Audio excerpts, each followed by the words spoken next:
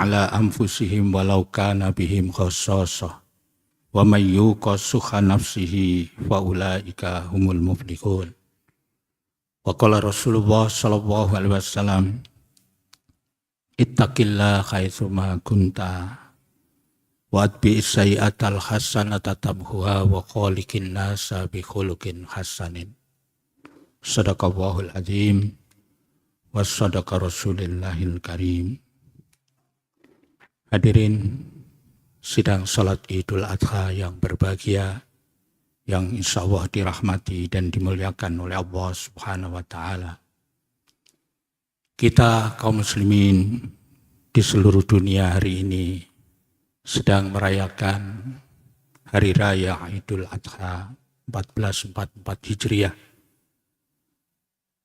dan banyak mengambil pelajaran dari kehidupan beliau Nabi Muhammad Shallallahu Alaihi Wasallam dan juga Nabi Ibrahim, Nabi Ismail dan Siti dan Ibu Hajar. Tentunya hadirin sedang salat Id yang berbahagia ini dalam rangka untuk mensyiarkan agama Allah Subhanahu wa Ta'ala dengan cara mengembangkan takbir, tahmid dan tahlil tanpa membedakan kaya maupun miskin, pejabat atau orang biasa, tanpa membedakan ras, etnis, warna kulit dan sebagainya. Semua merasa sama di hadapan Allah Subhanahu wa Ta'ala. Tentunya di hadapan Allah Subhanahu wa Ta'ala, semua manusia yang diciptakan di muka dunia ini dari warna apapun, ras apapun, yang menunjukkan kemuliaan, ketinggian di hadapan Allah Subhanahu wa Ta'ala adalah akhlakul karimah dan ketakwaan kepada Allah Subhanahu wa Ta'ala. Kita sudah sama paham bahwa Allah menciptakan manusia di muka bumi ini dengan segala macam bentuknya. Tapi pada prinsipnya itu semua adalah bukti tentang kebesaran keagungan Allah, kesempurnaan Allah Subhanahu wa Ta'ala yang telah diwujudkan di dalam bentuk rupa manusia dan makhluk-makhluk yang lainnya.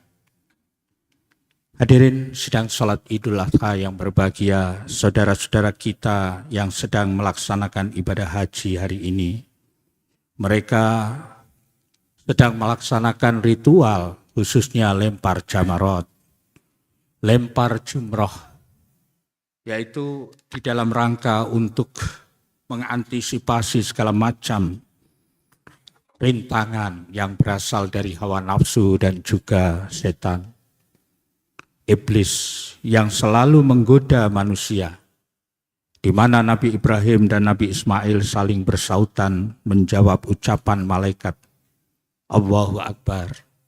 Disambut oleh Nabi Ibrahim dengan kalimat La ilaha illallah wallahu akbar, dan disambung pula oleh Nabi Ismail alaihissalam. Beliau menambahkan Allahu Akbar walillahil hamd. Hadirin sidang salat Id yang berbahagia, bagi kita yang belum diberikan kesempatan untuk melaksanakan ibadah haji, maka persepsi kita mesti harus sama. Kita yakini bahwa setan dan iblis itu selalu ada di dalam diri kita masing-masing, dalam semua diri manusia, dan selalu menggoda kita manusia sampai akhir masa atau sampai kiamat. Yang berarti kita tidak harus melempar batu atau jamarat, tapi mereka harus kita usir, kita halau dari diri kita masing-masing. Kalau mereka tidak kita usir atau kita halau dari diri kita, maka mereka akan bersarang, beranak pinak, mengakar di dalam diri kita. Tentunya hadirin sedang salat Id yang berbahagia, hal yang demikian ini yang menyebabkan persoalan besar di dalam kehidupan kita.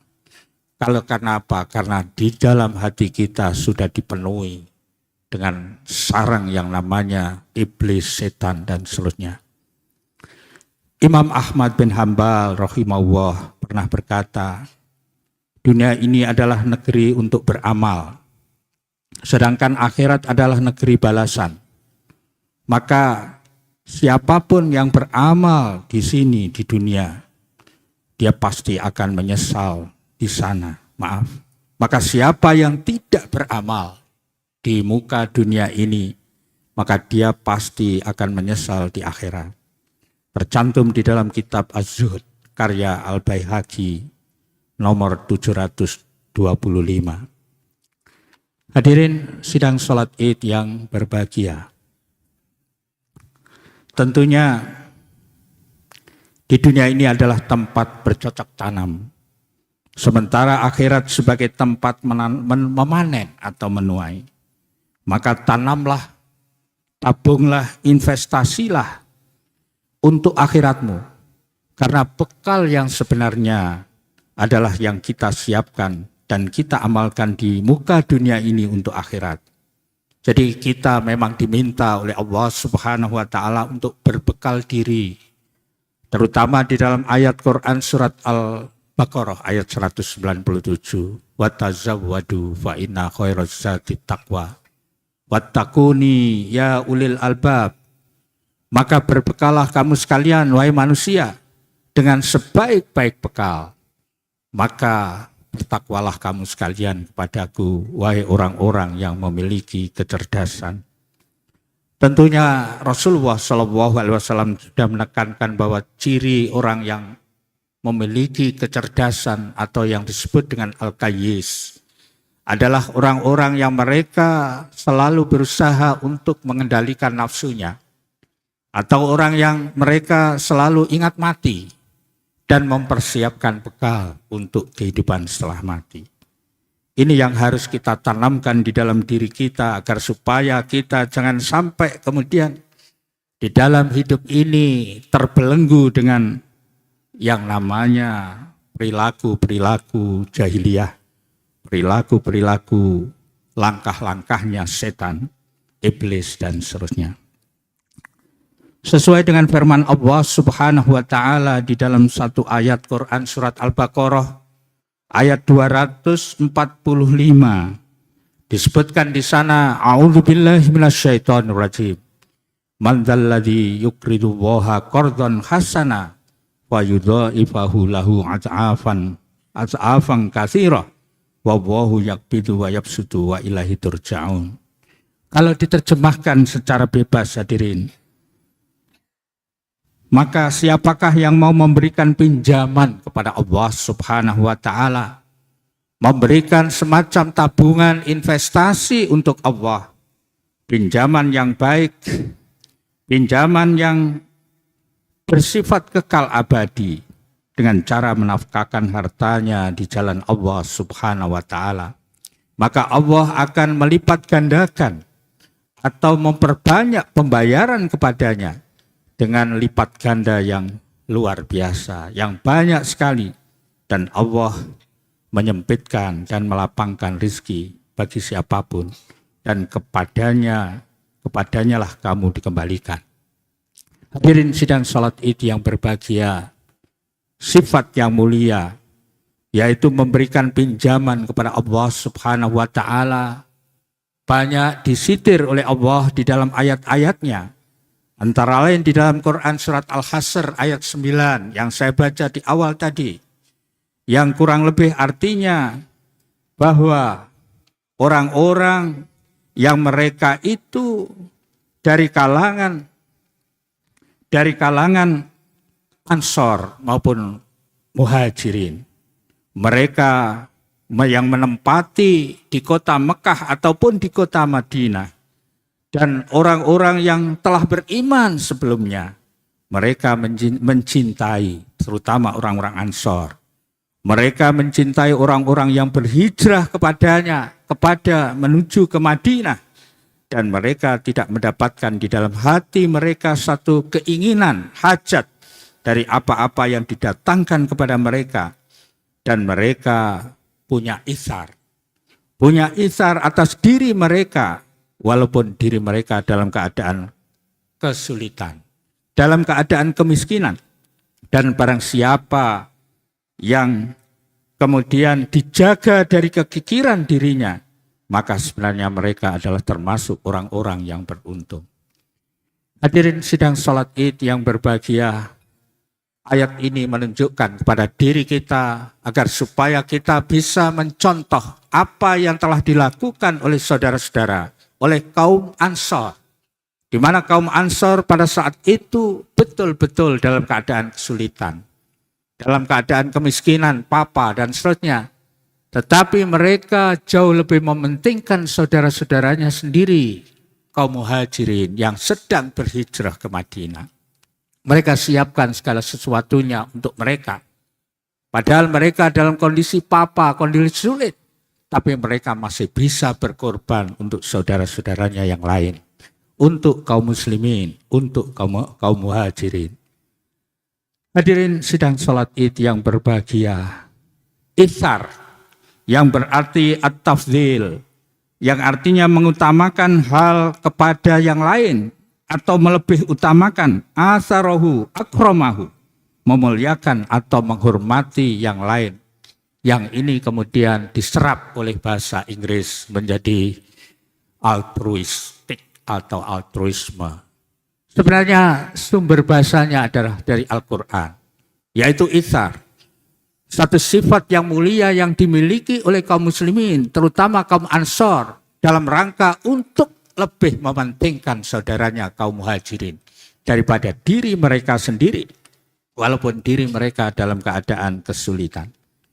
Hadirin sidang salat Id yang berbahagia, sifat mulia yang disebut oleh Allah diagendakan di dalam Quran surat Al-Hasr ayat 9 ini sampai dicontohkan ada satu sahabat Rasulullah SAW dalam keadaan kelaparan, habis bekalnya, makanannya sudah habis, datang kepada Rasulullah SAW, ya Rasul, aku sudah kesulitan makan, perutku lapar. Bagaimana engkau ya Rasulullah, seandainya aku ini bisa engkau jamu, karena aku sudah tidak mungkin bisa makan.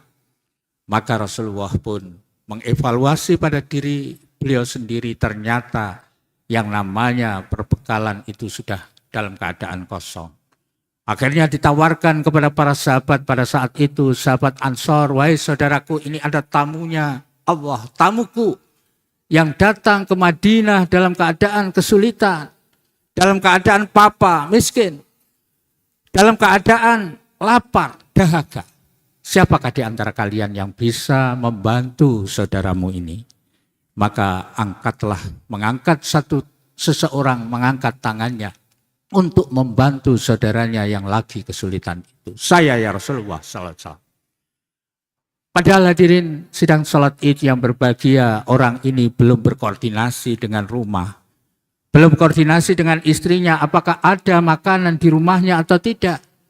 Maka langsung dibawalah yang namanya tamunya Rasulullah SAW dari kalangan muhajirin ini. Langsung datang ke sahabat itu.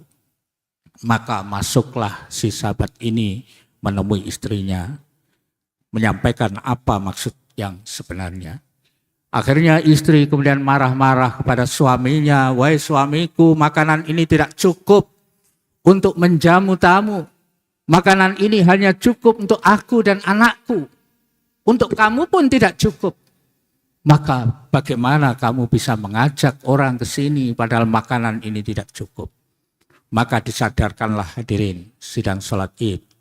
Istrinya oleh suaminya agar supaya dia menerima, artinya ngalah dengan apa yang rezeki yang ada di hadapannya untuk diberikan kepada tamunya Rasulullah SAW. Akhirnya betul terjadi satu fenomena. Skenario pada saat itu dibuatlah skenario lampu. Ketika suaminya ingin mengambil makanan, lampunya dimatikan agar supaya dimatikan oleh istrinya. Kemudian makanan itu seakan-akan sudah masuk ke dalam mulutnya suami ini dengan kecap-kecap. Begitu sudah kecap-kecap langsung lampu dinyalakan kembali, dikembalikan makanan itu. Akhirnya makanan itu dihabiskan oleh tamu yang tamunya Rasulullah SAW. Hadirin, ini luar biasa sampai diagendakan oleh Allah Subhanahu wa taala di dalam Quran surat Al-Hasr ayat 9 tadi, di mana ciri yang sangat menonjol yang dimiliki oleh orang-orang Ansor di dalam Itsar ini adalah sikap peduli terhadap sesama. Di mana sikap peduli pada sesama ini banyak hal yang harus kita contoh. Yang pertama adalah mempunyai perhatian yang kuat, empati terhadap orang-orang yang miskin di bawah kita. Yang kedua, lebih mengutamakan nasib orang lain. Tangan di atas lebih baik daripada tangan di bawah. Yang ketiga adalah dermawan dan murah hati. Suka beramal di dalam kebajikan dan selalu berlomba-lomba untuk menjadi yang terdepan di dalam kebaikan. Fastabiqul khairat. Yang kelima adalah sedekah, menjadi kebiasaan atau budayanya yang merupakan langkah terbaik di dalam sehat dan sakit. Jadi sedekah itu tidak hanya menunggu jadi orang kaya, tapi sedekah itu bisa dilaksanakan dalam keadaan kondisi miskin sekalipun. Tentunya hadirin, ini harus ada kesadaran yang prima dari kita. Karena apa? Kalau kita sudah gemar sedekah, maka yang namanya lumbung rizkinya Allah Subhanahu wa taala di samping arasnya Allah akan digelontorkan kepada orang-orang yang suka sedekah. Itu ada di dalam satu hadis. Maka tidak heran banyak orang yang suka sedekah, yang suka beramal, mereka tidak akan pernah kesulitan dalam soal rizki. Mereka pasti dikayakan oleh Allah Subhanahu wa taala. Kemudian yang berikutnya adalah memperhatikan nasib fakir miskin, anak yatim, kaum duafa, dan sebagainya. Memberikan sebagian harta yang dicintainya, lebih suka dirinya kekurangan, yang penting orang lain terpenuhi dan tercukupi kebutuhannya. Kemudian sabar dan belajar untuk tidak butuh. Karena banyak di antara kita yang hanya memanjakan keinginan tanpa melihat apakah ini suatu kebutuhan atau tidak. Lebih kita memanjakan yang namanya keinginan daripada kebutuhan. Padahal mungkin kita tidak butuh barang itu, tapi kita paksakan karena keinginan hawa nafsu kita. Yang berikutnya adalah menjadi pusat perhatiannya bukan harta dan kekayaan, tapi ketakwaan dan akhlakul karimah. Dan lebih mengutamakan kehidupan akhirat. Spirit akhirat ini harus kita kejar. Jadi spirit itu bukan spirit dunia, tapi spirit akhirat. Di mana spirit akhirat ini menjadikan hidup kita tenang, damai, tentram, bahagia. Karena apa? Karena kita dijamin oleh Allah Subhanahu wa taala di akhirat kelak dengan segala macam kenikmatan yang ada di dalam surga. Subhanallah. Hadirin yang berbahagia yang dirahmati oleh Allah Subhanahu wa taala, di dalam satu ayat Quran surat Hud 15-16 disebutkan, "Man kana yuridul hayatad dunya wa zinataha wa fi ilaihim a'malahum fiha wa hum fiha la yubkhasun. Ulaika laisa lahum fil akhirah illan nar wa habita ma sana'u fiha wa batilum ma kanu ya'malun." Barang siapa yang mereka berkehendak mengorientasikan hidupnya untuk kepentingan dunia, spirit dunia, maka kata Allah, nuwafi ilahim a'malahum fiha, kami akan berikan sesuai dengan jerih payah mereka di dunia. Akan dikasih oleh Allah, akan diberi oleh Allah apapun yang diminta. Nuwafi ilahim a'malahum fiha wa hum fiha la yubkhasun. Dan mereka tidak akan dikurangi sedikit pun oleh Allah. Tidak akan dizalimi oleh Allah. Tetapi ingat, spirit akhirat ini. Ulaika laisa lahum fil akhirah illan nar. Orang-orang yang mereka orientasinya untuk kepentingan dunia tanpa ada spirit akhirat, orientasi akhirat. Ulaika laisa lahum fil akhirah illan nar. Mereka adalah orang-orang yang tiada mendapatkan bagian mereka kecuali neraka di akhirat. Kecuali neraka. Ulaika laisa lahum fil akhirah illan nar wa habita ma sana'u fiha. Dan mereka akan rusaklah, sia-sialah apa yang mereka upayakan, yang mereka berdayakan, yang mereka upayakan pada saat hidup di dunia.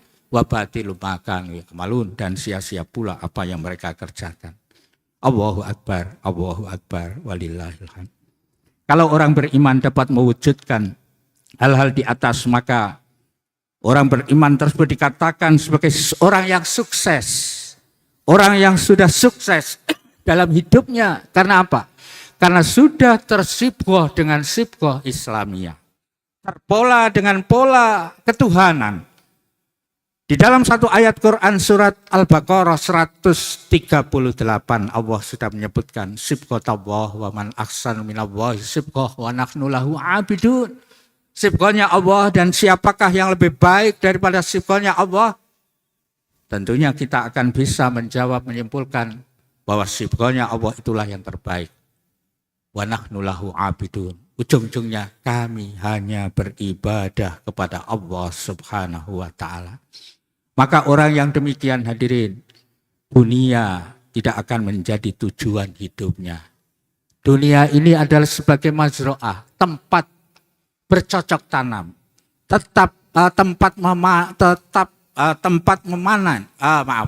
menanam. Sementara akhirat adalah sebagai tempat memanen, menuai apapun yang kita kerjakan. Man kafara fa alaihi kufruhu wa man amila sholihan fali anfusihim yamhadun. Barang siapa yang mengkufuri Allah, mengkufuri hari berbangkit, surga, neraka, dan sebagainya, maka baginya akibat dari kekufurannya akan menanggung derita, nestapa di akhirat, akan mendapatkan siksa yang sangat pedih. Wa man amila sholihan fali anfusihim yamhadun. Dan barang siapa yang berbuat amal soleh, maka sungguhnya dia menyiapkan satu tempat yang menyenangkan, yaitu surganya Allah. Di samping itu, orang yang sudah demikian, hadirin, ada perasaan diawasi oleh Allah, muraqabah, sehingga dia tidak akan berbuat dosa atau maksiat. Amal perbuatannya terkontrol, termasuk di dalam pola pikir, dalam pemikirannya, tutur katanya, sikap dan perilakunya. Dia akan gemar untuk berbuat baik. Inilah orang yang sudah tersibghah.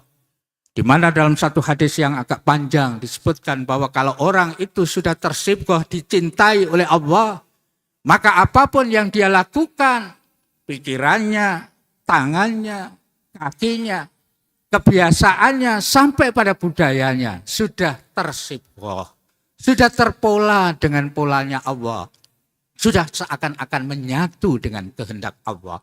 Inilah orang-orang yang sudah mendapatkan hidayah atau taufik, hadirin. Yang terakhir, hadirin, sidang salat Id yang berbahagia.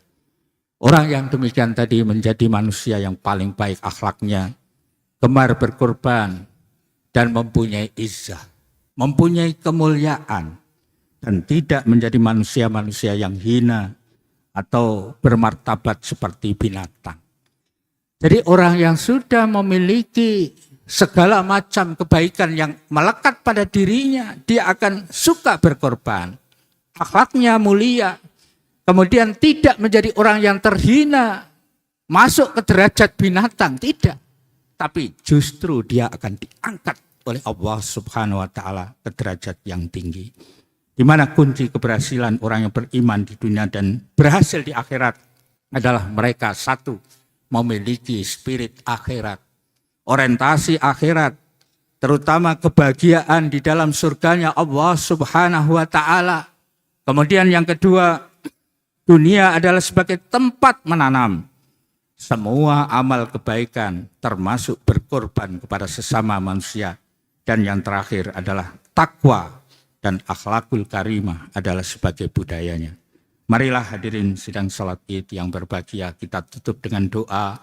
Mudah-mudahan Allah Subhanahu wa ta'ala mengabulkan doa-doa kita, diijabah oleh Allah Subhanahu wa ta'ala apa yang menjadi harapan kita, khususnya umat Islam di Indonesia dan juga umat Islam di seluruh dunia. Bismillahirrahmanirrahim. Alhamdulillahirabbil alamin, hamdan na'min, hamdas syakirin, hamdan yuafi ni'amahu wa yukafi mazidah. Ya Rabbana lakal hamd kama yanbaghi li jalali wajhika wa 'azimi sultanik. Allahumma sholli ala Sayyidina Muhammad wa ala alihi wa sahbihi ajma'in. Walhamdulillahi rabbil alamin. Wahai yang Maha Agung, tempat segala makhluk memujimu dan yang berhak menerima pujian. Sesungguhnya kami memohon kepadamu, tidak ada ilah kecuali Engkau, tiada sekutu bagimu. Yang Maha Pemberi nikmat, wahai pencipta langit dan bumi dan apapun yang ada di antara keduanya, yang memiliki kemuliaan dan segala kemurahan, yang maha hidup dan maha berdiri sendiri, sesungguhnya kami betul-betul mohon kepadamu, ilmu yang bermanfaat, rezeki yang baik, dan amal yang diterima. Wahai yang mengampuni dosa-dosa hamba-Nya, kami mohon kepadamu ya Tuhan, jalan-jalan yang memastikan beroleh rahmat-Mu, kepastian untuk mendapatkan pengampunan-Mu, selamat dari setiap dosa dan perbuatan maksiat, dari perbuatan kemungkaran dan kekejian, bersih dari semua kebajikan dan kemakrufan, dan selamat di akhirat dengan mendapatkan surga dan terhindar dari siksa api neraka.